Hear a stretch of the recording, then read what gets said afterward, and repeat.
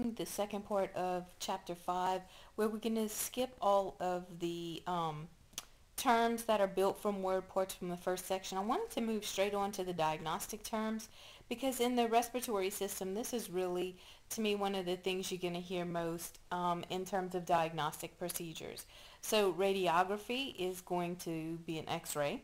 Nuclear medicine, they can use a radioactive material, and what they do is they inject a radioactive material into the bloodstream, and then from there they do scans, sort of like an x-ray, and they can see different things, such as, like how fast something is traveling through the bloodstream, things like that. So it's very important in diagnosis.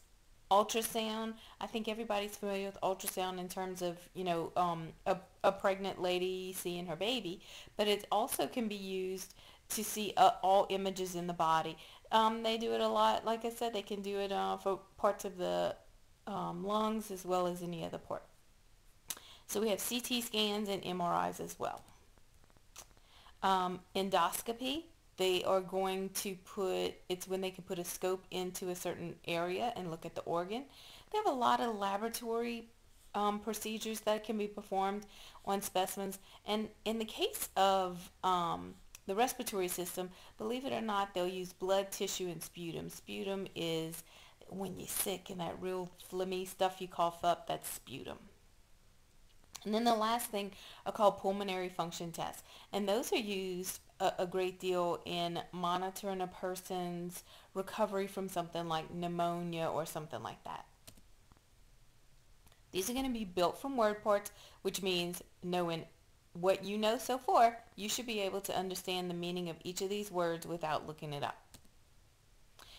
Have you ever been to the doctor's office and they put the little thing on your finger? That's called an oximeter, and what it does is it measures the amount of oxygen that is actually able to migrate into the tissues. So it's actually a way to detect the function of your respiratory system. A capnometer and a spirometer. This one is going to be used quite a bit. Respiratory therapists use it for people recovering from surgeries and things like that to determine how well their lungs are recovering from any type of trauma or injury. So here's some word terms not built from word parts. Diagnostic, remember, going to be x-ray related things. Laboratory, pulmonary functions tests, arterial blood gases. A person from the lab or a nurse will actually draw blood on a patient, and they draw the blood instead from a vein, from an artery, and what they can do is determine the amount of oxygen and CO2 in the blood, and it's a very good picture of how well that oxygen and carbon dioxide gas exchange is occurring at the alveoli.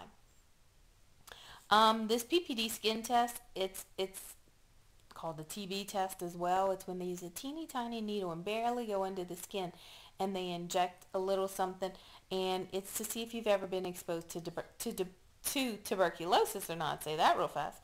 Anyway, it's used a lot in people who work in hospital settings and in healthcare facilities, because you certainly don't want someone who has an active case of tuberculosis to be around other people, because it is highly contagious.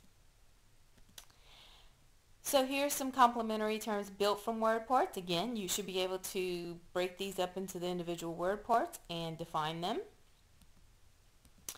And complementary terms not built from word parts.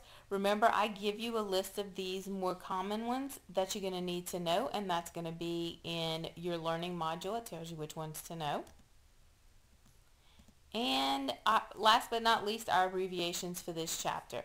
O2, of course, is going to be our oxygen. CO2 is our carbon dioxide. Go ahead and know the ones that I listed on the exercises. As always, if you have any questions, just email me.